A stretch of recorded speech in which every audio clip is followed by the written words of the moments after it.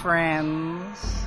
I am the man with no identity, the man formerly known as John Henderson. Welcome to the Theater of Thrills. A policeman asked me for my identification the other day.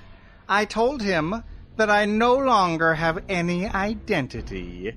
Curiously, that wasn't enough for him, so I offered the identification of John Henderson, the identification I was formerly associated with. The policeman said, "This is expired. You really shouldn't be driving. You could kill somebody." I laughed and laughed, and that is why I'm bringing you tonight's episode from a holding cell. Tonight's episode is The Black Museum, The Door Key. Enjoy. This is Orson Welles, speaking from London.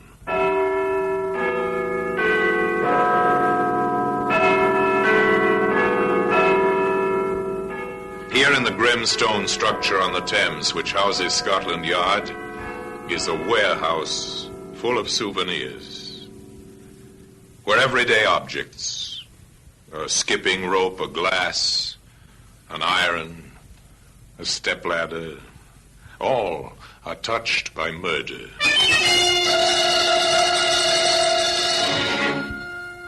Now you take this key. This was on the floor beside the body, sir. A door key. The kind that fits only one lock. But whose? Perhaps the murderer's, sir. Today, this key can be seen in the Black Museum.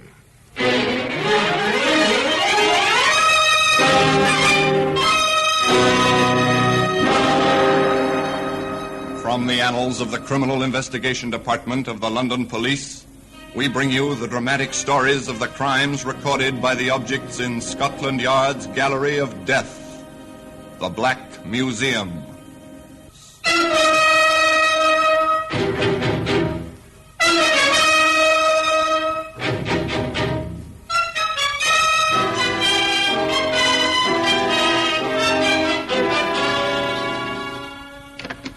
Well, here we are in the Black Museum, Scotland Yard's Museum of Murder. Here lies death, arranged neatly on the shelves and tables open to your view. Now, here's a spoon. It's a simple household spoon. Our murderer was meticulous. With this, he measured out a careful dose of poison. That oar up there on the wall, that was used by the stroke of a famous rowing aid at Henley. Later it was used in anger, swung at a man who stood on the edge of a pier, stunning him. The man drowned in the Thames very quickly. Now, here we are. Here's the key. An ordinary key. It's the kind used to open most of the front doors in London. Once this key was in the pocket of a man who was waiting for another in his room at the Kingsley Arms Hotel in Surrey. Regan? Oh, I'm sorry. Excuse me, sir. I'll just turn the bed down. Certainly. I'm waiting for Mr. Regan. You don't happen to know what time he'll be back, do you? No, sir, but if you wait here, you're sure to catch him. Thanks, I will. I particularly want to see him. The conversation lapsed. The visitor sat down again. The maid completed her work and left, stealing a glance at the young man as she closed the door behind her. Night fell. Lights came on in the guest bedrooms. But in one room, the number on the door was 22, a man sat alone in the darkness, waiting. The night passed, and morning came. In the hotel, there were beds to be made, rooms to tidy.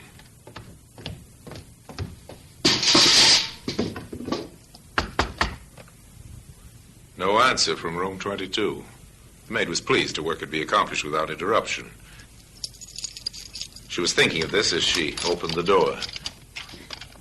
Stepped in. The bed was unused, turned down just as she'd left it. Sunlight was flooding through the two windows, and on the floor, a man lay dead.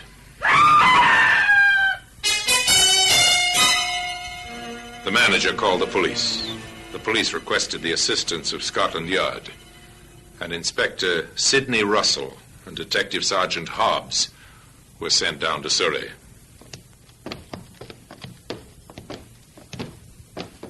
This is the room, sir. Number 22.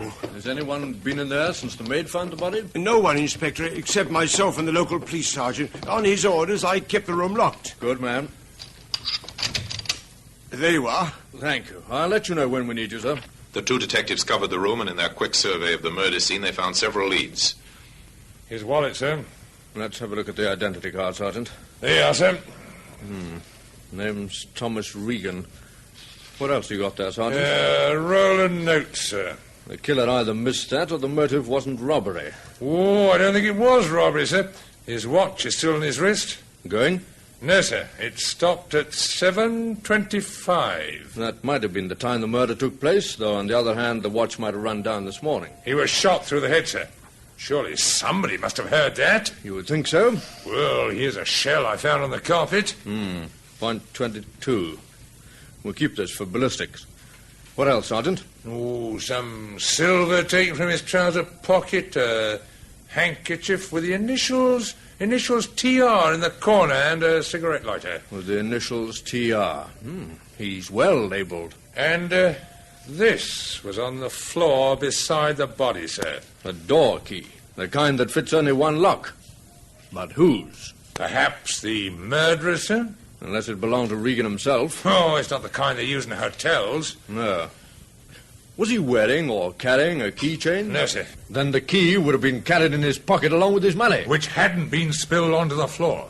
You may be right, Sergeant, but to make absolutely sure, that key should be checked against every lock in Regan's home and his office and everywhere he might have occasion to visit. If it does not belong in any of those places, then it seems to me that when we find the door that key fits, we find the murderer.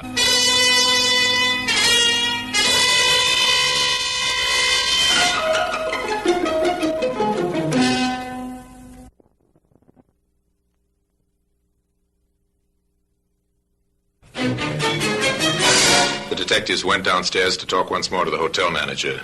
Inspector, this is a terrible business. Listen to those men in the bar. What about them, sir? They're newspaper reporters. Oh, this is really dreadful. The notoriety, the reporters, the headlines.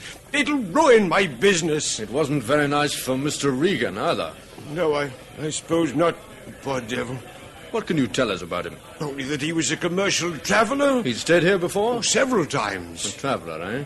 Did he work for any firm in particular? Would you happen to know? Yes, I do know, because they always paid the hotel bills. He worked for a London firm, Hardy & Sons Limited. Thank you, sir. I'll leave the room upstairs locked until we have it photographed and checked for fingerprints. Oh, Inspector, there's one other thing I'd better mention. I think it's important. Yes? A man called to see Mr. Regan last night. Did you get a good look at him? I didn't see him at all, nor did the desk clerk. The maid found him waiting in room 22 when she came in to turn the bed down. Unusual, isn't it? Knowing Regan's room number? It suggests an acquaintance. Not necessarily, Inspector. Why do you say that? We have a register here in the foyer. It's on that wall over there. A room register? Yes, just a card opposite the room number. Some people don't bother with it, but Mr. Regan always put his card up. So that maid is the only one who saw this man? Yes, Inspector. Then I'd like to talk to her, sir. Oh, I'll go and get her for you. The hotel manager returned almost immediately with the maid. She was a young girl, very pale, her eyes still fearful from the sight she'd seen on the floor of room 22. Annie Mitchell, Inspector. How do you do, Annie? This is Inspector Russell from Scotland Yard. How do you do, sir? Annie, what time did you turn down the bed in room 22 last night? It was going on for 6, sir. And I believe Mr. Regan was not in his room. No, sir, but there was a man there. Could you describe him to me? Well, he was tall, fairly young-looking, and dark hair. He spoke educated-like. I see. What did he say? Just that he was waiting for Mr. Regan, and he particularly wanted to see him. Tell me, would you know this man if you saw him again? Well, yes, I think I would. The inspector was well satisfied, but Sergeant Hobbs, who had been questioning the guests, had not fared so well. Now, sir, I'm sorry to trouble you, but I have to ask you a few questions. Really, this is most annoying. I've been kept here all the morning, and it's extremely inconvenient. I quite understand, sir. Now, can you tell me whether you heard any unusual noise or disturbance during the night? The only disturbance of which I'm aware is the disturbance created by the police this morning. You didn't hear a shot, for instance? Certainly not. And you were in your room the whole evening? Yes. Can I go now? Yes, that'll be all. Thank you very much. Well, it's certainly not been a pleasure.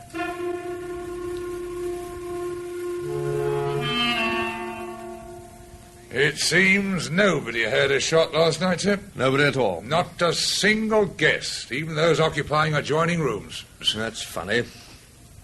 Anyway, I'm leaving you in charge here. The police surgeon will be arriving to carry out a post-mortem. All right, sir. Are you going back to London? Yes, I think the case winds up there. The next move is to London to check that key against every lock in Mr. Regan's home and his office just to see if it fits. I'm very sorry to bother you, ma'am, but I'd like to go right over the house, if you don't mind, trying the locks, and if there are any cases or cupboards, etc., that I might miss, I'd be very pleased if you'd point them out to me.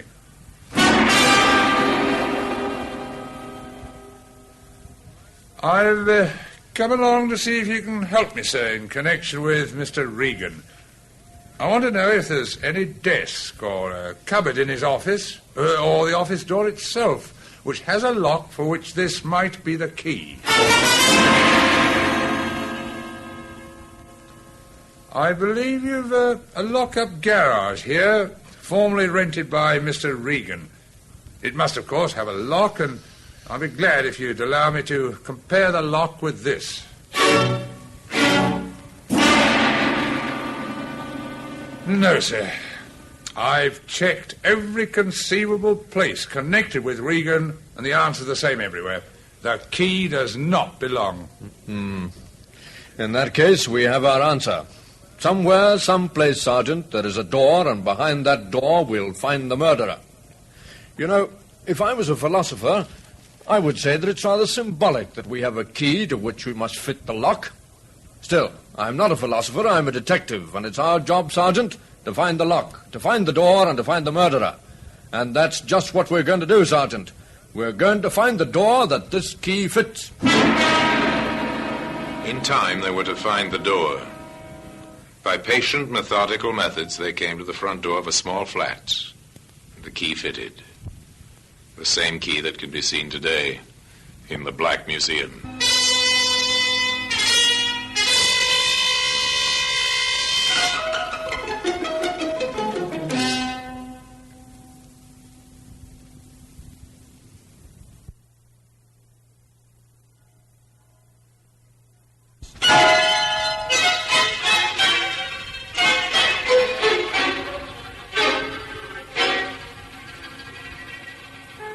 Inspector Russell went back to London, certain that the crime had motive, and that the motive would only be found by a search into the habits and associations of Thomas Regan. His first call was to the offices of Hardy & Sons, Limited, where he was speedily ushered into the presence of the reigning Mr. Hardy. Come in, Inspector. Sit down. Thank you, sir. Shocking business. Now, who could have wanted to kill poor Regan? That's what we're trying to find out. Of course. Shocking. One of our best travellers. What do you know of his personal life, Mr. Hardy? I may be able to help you there, Inspector. I believe in taking an interest in my employees. I've always encouraged them to bring their troubles to me. And Regan had troubles? Yes. He was a bachelor. Rather a gay one at times. I suspect he was having trouble over a woman. Yes? A married woman. She kept on ringing up to speak to him, and the thing spread in the office. He was rather embarrassed and slightly worried about it all. Do you happen to know the woman's name, Mr. Hardy? I'm afraid I can't help you there, Inspector, though, wait a minute. Yes? He did mention something. That's right. I've got it now. He didn't want to tell me her name. That's a pity. But in admitting she was married, he did tell me that her husband was a doctor on hospital duty. A doctor? Yes, and one other thing I recollect. He mentioned her first name. It was Lyndall. And I have information that the man we want to interview is young. That suggests a hospital intern. Yes, with a wife named Lyndall. Not very much to go on, Inspector. It might be quite a help. He never told you, I suppose, whether it was a London hospital or not? He never said so, but I'm quite sure it would be. At least the wife lives in London. What makes you think that? Well, the number of telephone calls that woman made to Regan. Nobody could afford that many trunk line calls. So they began in London, St. Bartholomew's Hospital. An intern or a young doctor whose wife's name is Lindon. The registrars of the big hospitals consulted their records, made special inquiries. St. Thomas's, Westminster, Guy's. Each one of them returned to shake his head. There are several hundred hospitals in the London area. Big general hospitals, small private nursing homes, special hospitals, children's hospitals, maternity, infectious, orthopedic hospitals. At the first 42, they drew a blank. Then, at the London Royal Hospital at last. A young intern whose wife's name's Lindell. That's a funny one, Inspector. It's all the information we have, Doctor. It's useless to ask, I suppose, whether you might have this man on your staff. But we do have him. What? Well, at any rate, one of our interns has a wife named Lindell, Dr. Bowen. Dr. Felix Bowen. I'll send for him, shall I? No, wait, Doctor. Could you give me some idea what this Dr. Bowen looks like? Yes, I think so. He's young, 31, I think. Quite tall, dark hair. Would you have his address here in your records, Doctor? Certainly. I'll get it for you, Inspector. Thank you. And shall I send for Dr. Bowen? No, I don't want to see him just now, and I don't want it known that any inquiries have been made about him. Very well. You can depend on me. Is he in some kind of trouble? Nothing to worry about just yet, sir. Now, if you'll get me that address... Patients had paid off. The 43rd Hospital. Now, to interview Lindell Bowen. Inspector Russell went to the address he'd been given, a small flat in a good residential district. The lock on the door fascinated him. The urge to try out the key in his pocket was almost overwhelming. But instead, he knocked.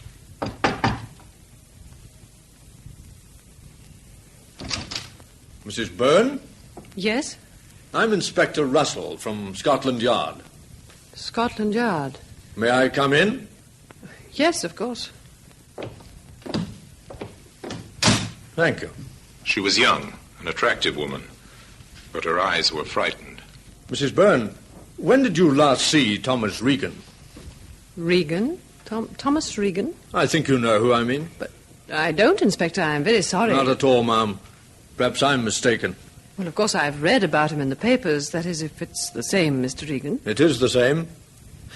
Mrs. Byrne, with your permission, I'd like to conduct a small experiment. Experiment? I don't understand, Inspector. It's quite simple. This key. Key? I'd like to try it in your front door. But Of course, if you choose to say no, then I won't be able to try it. You won't? But I also ought to warn you that I can return in a very short time with a warrant. All right. Try it. Thank you, Mrs. Byrne. I'll just open the door and insert the key. The key turned, effortlessly and easily. Hope died in the woman's eyes. The inspector from the yard took out the key and closed the door again. And now, Mrs. Byrne, you and I are going to have a talk about Thomas Regan.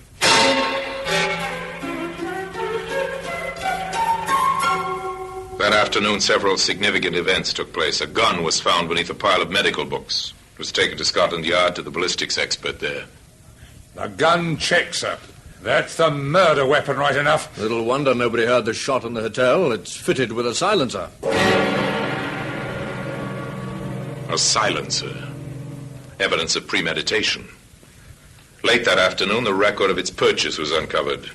The second significant event. The gun was bought at a shop in the Soho district, sir. A second-hand shop 2 weeks ago. By whom, Sergeant? The description covers Dr. Felix Bowen. And the proprietor says he could recognize the man if he saw him again. We'll give him that chance. Come on. Where to, sir? The hospital. To pick up Bowen. The third event was Bowen's flight across London. Somehow, in some way, the doctor learned of the net that was closing about him and made a run for it. He was gone when the detectives reached the London Royal Hospital. They drove to his home, but he wasn't there. Now, across England, the vast network of police communications went into action. The teletype carried the news of the fugitive. all stations. General alarm for one Dr. Felix Byrne, age about 31, 6 feet tall, dark hair. Educated voice, quietly spoken. Wanted on suspicion of murder.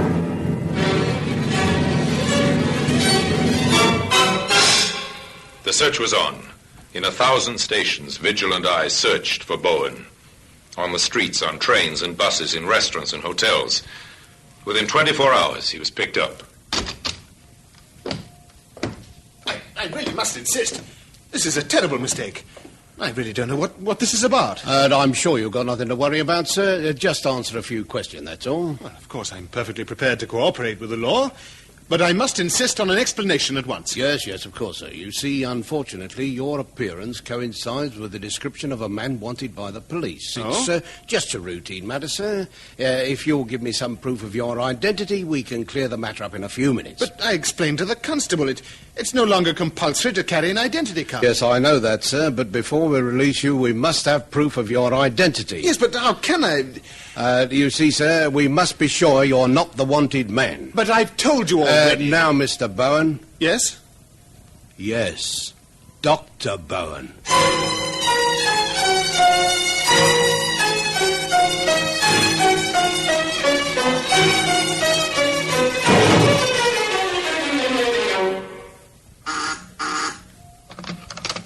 Inspector Russell?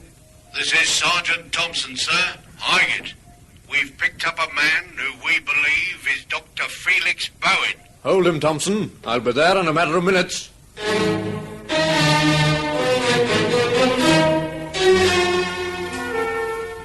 It was Bowen, right enough. But if Inspector Russell hoped for an easy confession, he was disappointed. The doctor was defiant and tight-lipped. I know nothing, I tell you, nothing whatever. This whole thing is an outrage. I must remind you, sir, that your wife has made certain admissions. My wife? What has she told you? That she and Regan were having a love affair. That you found out. And the day before last, you went down to Surrey to see Regan. You returned late that night. Did I? And under a pile of medical books in your bookcase, we found the gun you used. The game's up, Byrne. The game is never up, Inspector, until it's lost. The evidence they had accumulated was impressive.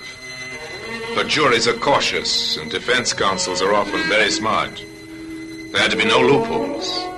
There had to be complete corroborating evidence. I think we've got our man all right. The next thing is to prove it beyond all shadow of doubt. What's the next move then, sir? Well, Sergeant, there's one person who got more than a passing glimpse of the murderer. Oh, you mean Annie, the maid at the hotel? Right. We'll see how Mr. Byrne fares on an identification parade. I have a feeling he won't fare too well. Now, Annie, I expect you've heard of an identification parade. Yes, sir, like they have on the films. That's right, Annie, but this is not a film. This is the real thing. Before we go into the next room, I want to impress on you how important it is that you make no mistake. A man's life may depend on your judgment. So when you answer me, make sure, absolutely sure, beyond any shadow of doubt, the man you identify is the man you saw on the night of the murder. Yes, sir. Right then. Now, in the next room, there are 8 men. I want you to follow me into the room, take a good look at each of them, and see if you can pick out from amongst them the man you saw in room 22 waiting for Mr. Regan. Very well, sir.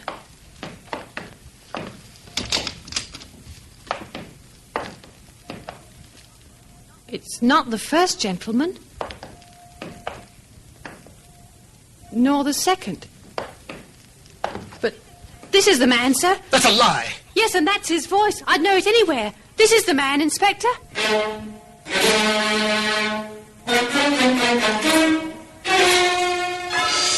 Well, Mr. Byrne, would you like to make a statement to us now? I have nothing to say, except that I doubt that the evidence of a silly maid is likely to give you a conviction, Inspector, whatever you may think. We're depending on more than that, Mr. Byrne. There are other witnesses, including a silent witness, a door key. That was careless of you, Mr. Byrne. Very careless indeed. Bowen was identified also by the owner of the second-hand shop as being the man who had bought the gun some 2 weeks before. With that, the case was complete. A door key had helped to find a murderer, and that selfsame key can be seen today in the Black Museum.